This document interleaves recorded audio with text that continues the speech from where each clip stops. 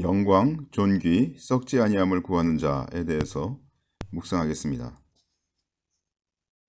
로마서 2장. 하나님께서 각 사람에게 그 행한대로 보응하시되 참고 선을 행하여 영광과 존귀와 썩지 아니함을 구하는 자에게는 영생으로 하시고 오직 당을 지어 진리를 좇지 아니하고 불의를 좇는 자에게는 노와 분으로 하시리라.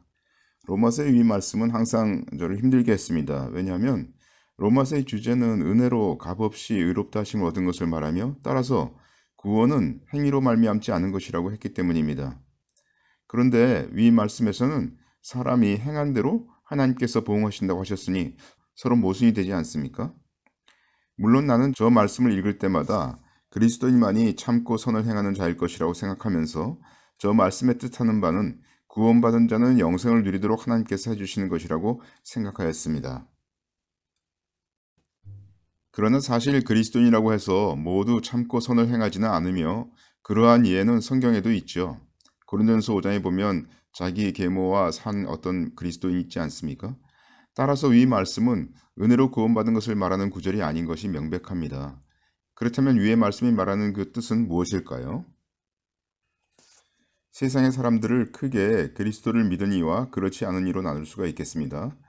그런데 비그리스도인들은 참고 선을 행하지는 않죠. 왜냐하면 절대 선이라고 하는 것은 하나님이신데 그 비그리스도인들은 하나님을 모르기 때문입니다. 또한 그리스도인 가운데 참고 선을 행하는 자들과 그렇지 않은 자들이 있죠. 그러므로 세상의 사람들을 또한 크게 두 부류로 나눌 수가 있게 되는데 그것은 참고 선을 행하는 그리스도인들과 그렇지 못한 그리스도인과 비그리스도인으로 나눌 수가 있겠습니다. 그리스도인으로서 참고 선을 행한 곧 열매 맺고 사단을 이기는 자에 대해서는 하나님께서 영생으로 보응하신다고 말씀하시고 있는 것이죠. 여기서 영생으로 보응하신다는 것은 영생을 주신다는 것과는 다른 의미입니다. 왜냐하면 모든 그리스도인은 영생을 얻었기 때문에 여기서 영생으로 보응한다는 것은 그것을 말하는 것이 아니라 영생에 들어가는 것, 곧 천년왕국으로 들어가는 것을 말하고 있는 것입니다.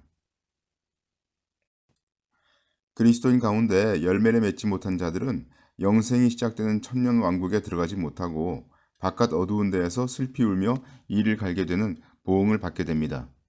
비그리스도인들은 나중에 천년왕국이 지난 후에 부활하여 흰 보좌 심판에서 심판을 받고 영원히 불못에 떨어지게 됩니다.